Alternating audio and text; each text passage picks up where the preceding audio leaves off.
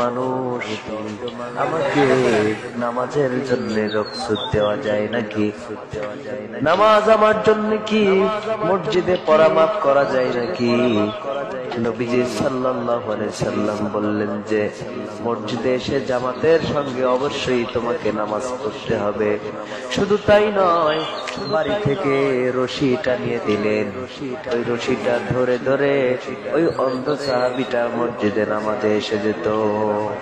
আমার বন্ধুগণ, এই নাটোর জেলার মধ্যে বড়াইগ্রাম থানায় নগর ইউনিয়নে বড়দিহায় যখন আমি গেলাম, এমন একটা প্রমাণ দেখতে পেলাম। একজন বৃদ্ধ ব্যক্তি, তিনি বাড়ি থেকে রশিটা নিয়ে নিয়েছেন এবং সেই রশিটি ধরে ধরে তিনি আল্লাহর ঘর মসজিদে আসছেন।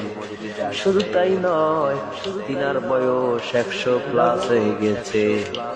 অন্ধভাবে তিনি মসজিদে আসেন, আযান দেন। সুবহানাল্লাহ। আল্লাহ তাআলা বলেন, লা ইন শাকারতুম লা আযীদান্নাকুম ওয়া লা ইন কাফারতুম ইন্না আযাবি লাশাদীদ। আমার নিয়ামতের শুকরিয়া আদায় করো, নিয়ামত সমূহ আমি বাড়ায় দেব। আর যদি কুফরে করো, আযাবের মধ্যে পতিত করব। এই ব্যক্তিটা অন্ধ অবস্থায় আল্লাহর ঘরে আসে 5 ওয়াক্ত, আর আমরা সুস্থ থাকা অবস্থায় নামাজ আদায় করি না। কতটা দুর্ভাগ্য আমাদের! আমরা কেন আল্লাহ তাআলার শুকরিয়া আদায় করি না? হাসরের ময়দানে যখন আল্লাহ বলবেন, ইকরা কিতাবাকা কাফা বিনাফসিকা ইয়াউমা আলাইকা হাসিবা, ওই আমলনামাটা পড়ার জন্য বলবেন। আল্লাহ তাআলা বলবেন যে তোমার আমলনামা পড়ার জন্য তুমি নিজেই যথেষ্ট। ওই দিন মানুষ আমরা কি জবাব দেব? কতটা দিন কেটেছে, কতটা রাত কেটেছে, অবহেলায় অবহেলায় ধরবে তুমি জানি শেষ দিনেতে। প্রতিটি মুহূর্তের হিসেব নিতে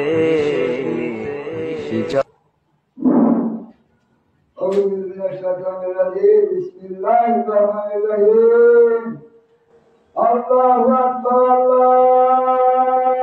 আল্লাহু আকবার, আল্লাহু আকবার, আল্লাহু আকবার। শাহাদা লা ইলাহা ইল্লাল্লাহ, শাহাদা লা ইলাহা ইল্লাল্লাহ,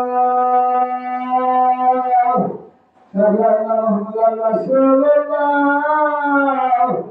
আশহাদু আন্না মুহাম্মাদার রাসূলুল্লাহ। হাইয়া আলাস সালাহ, হাইয়া আলাস সালাহ।